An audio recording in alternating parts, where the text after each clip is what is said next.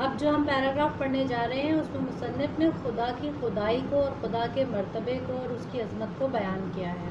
تو چلیے شروع کرتے ہیں. اول مرتبہ بزرگی کا دنیا میں خدا کا ہے جس نے تمہیں پیدا کیا اور اس دنیا کو پیدا کیا جو تمہاری ضروریات سے مالا مال ہے. یعنی کہ یہ دنیا ہماری ضروریات سے مالا مال ہے نا. اس میں تمام چیزیں، اجناس اور جانور اور جو کچھ دنیا میں اللہ تعالیٰ نے پیدا کیا ہے وہ انسانوں کی ضروریات کو پورا کرنے کے لیے ہی تو پیدا کیا ہے نا. اس معبود کی عبادت اور اطاعت بہرحال واجب اور فرض عین ہے. واجب کا مطلب ہوتا ہے ضروری، اور فرض عین سے مراد ہے کہ آپ کا سب سے پہلا فرض ہے. دوسرا مرتبہ ان کا ہے جو دنیا میں ذریعہ ہماری پیدائش اور پرورش کا ہے، یعنی کہ ہمارے ماں باپ جن کی بدولت ہم نیستی سے ہستی میں آئے. نیستی سے ہستی میں آنے سے مراد یہاں پر یہ ہے کہ ہم کچھ نہیں تھے اور پھر ہم ایک وجود کی صورت میں ڈھل کر دنیا میں آ گئے. انہوں نے ہمیں پرورش کیا، ہمارے ظاہر و باطن کو بنانے اور سنوارنے میں کوشش کی. جتنی اطاعت و تعظیم آدمی سے ہو سکے ان کے لیے بجا لانی چاہیے. ماں باپ کے وجود کی وجہ سے ہم اس دنیا میں ایک جیتے جاگتے انسان کی حیثیت سے موجود ہیں، اور ماں باپ نے ہماری پرورش کی ہے اور ہمارے ظاہر کو اور ہمارے باطن کو، یعنی کہ ہماری شکل و صورت کو اور ہمارے عادت و اخلاق کو بنانے اور سنوارنے کی کوشش کی ہے. ظاہر و باطن سے مراد یہ ہے، ظاہر وہ ہے جو ہمیں نظر آتا ہے اور باطن وہ ہے جو ہمارا کیریکٹر ہے، ہماری فطرت ہے، ہماری عادات ہیں.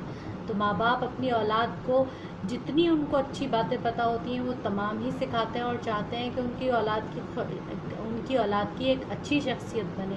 تو وہ ظاہر کو بھی سنوارتے ہیں اور باطن کو بھی سنوارتے ہیں.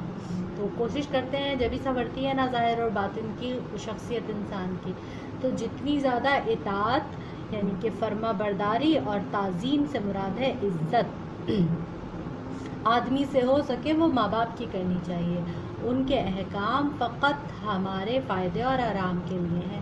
فقط کا مطلب ہوتا ہے صرف.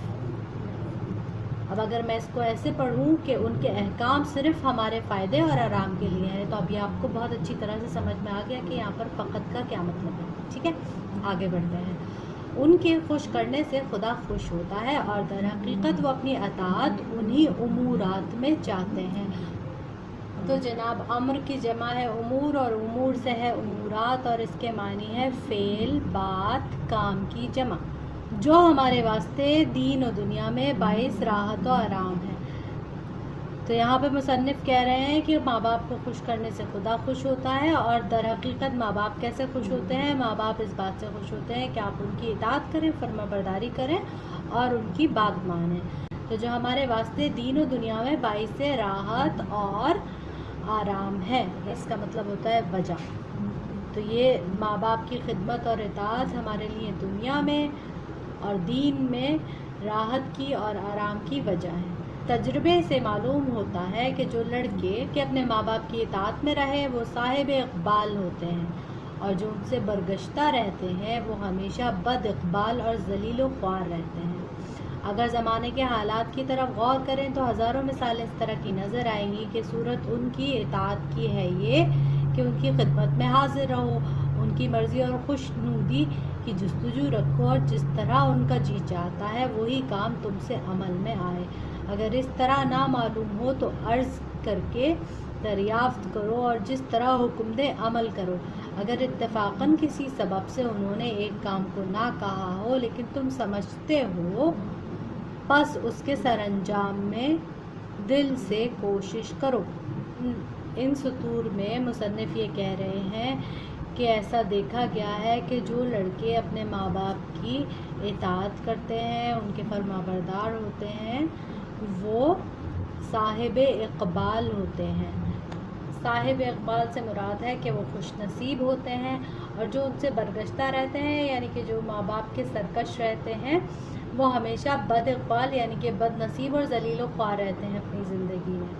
اور پھر وہ کہتے ہیں کہ اگر زمانے کے حالات کی طرف غور کریں تو ایسی ہزاروں مثالیں ہمیں نظر میں آتی ہیں کہ ماں باپ کے اتنے زیادہ اطاعت گزار لوگ گزرے ہیں کہ جو ہر وقت ماں باپ کی خدمت میں حاضر رہتے ہیں اور ماں باپ کی مرضی اور خوشنودی حاصل کرنے کی جستجو رکھتے ہیں، اور کہ کس طرح سے اپنے ماں باپ کو وہ خوش کر دیں، اور جو ماں باپ کہتے ہیں وہی کام اولاد وہ خوشی خوشی کرتے ہیں، اور اگر ان کی مرضی معلوم نہ ہو تو ان سے پوچھتے ہیں کہ آپ کیا چاہتے ہیں، آپ کی کیا خواہش ہے، جس طرح آپ کہیں گے ہم اسی طرح سے کر دیں گے۔ اور اگر اتفاقاً ایسا ہو کہ ماں باپ نے کسی کام کو ان سے نہ کہا ہو اور ان کے دل میں یہ بات ہو، اپنے ماں باپ کی شخصیت کو تو سب جانتے ہی ہیں نا کہ وہ کیا پسند کرتے ہیں کیا نہیں پسند کرتے، تو اگر وہ یہ سمجھتے ہو کہ ان کے ماں یا باپ کو کوئی کام کرنے کا دل چاہ رہا ہوگا تو وہ ان کے پوچھے بغیر ہی اس کو خوشی خوشی انجام دینے کی کوشش کریں۔ نشست و برخاست میں ان کی تعظیم کرنی چاہیے، انہیں آپ سلام کرنا چاہیے، ان کے سامنے بہت بولنا نہیں چاہیے، ان کی بات کو رد نہیں کرنا چاہیے، ان کے سامنے بادب بیٹھنا چاہیے، ان کے آگے نہیں چلنا چاہیے۔ نشست و برخاست سے مراد ہے اٹھنا بیٹھنا۔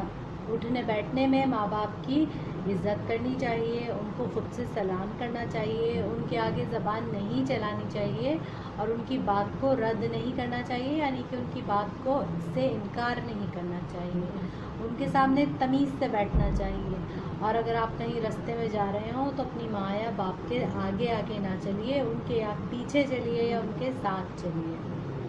استاد کا رتبہ بھی باپ کے برابر ہے، باپ پرورش جسمانی کرتا ہے اور استاد پرورش روحانی۔ پھر یہاں پر مصنف کہتے ہیں کہ جو استاد ہے اس کا رشتہ بھی باپ ہی کے برابر ہے۔ استاد ایک انسان کو علم کی روشنی سے روشناس کرواتا ہے، ماں باپ کھلا پلا کر جسم کی پرورش کرتے ہیں، استاد نعمت علم سے روح کو پرورش اور تربیت دیتا ہے۔ یہاں پر مصنف نے علم کو ایک نعمت کہا ہے، جو کہ در حقیقت بالکل درست بات ہے، علم ایک نعمت ہی ہے۔ تو استاد کیا کرتا ہے کہ استاد انسان کو علم کی نعمت کو حاصل کرنے میں مدد دیتا ہے۔ ماں باپ کے علاقے سے دو سلسلے قرابت کے جاری ہوتے ہیں، یعنی ددیال اور ننیال۔ دادا دادی نانا نانی کے باب میں اتنا کافی ہے کہ جب وہ ماں باپ کے بزرگ ہیں تو تم کو بھی ان کا ادب کرنا واجب ہے، کیونکہ بزرگوں کے بزرگ ہیں، اور چونکہ ان کا رتبہ اور عقل بنسبت ماں باپ کے بھی زیادہ تر پختہ ہے، اس لیے ان کی پیروی اور اطاعت زیادہ تر فائدہ مند ہوگی۔ اب یہ تو بہت ہی آسان سی سطور ہیں کہ آپ کو کیونکہ اپنے ماں باپ کا بہت زیادہ عزت و تعظیم کرنی چاہیے، اسی لیے آپ کو ماں باپ کے جو ماں باپ ہیں دادا دادی یا نانا نانی، ان کی اور زیادہ عزت کرنی چاہیے۔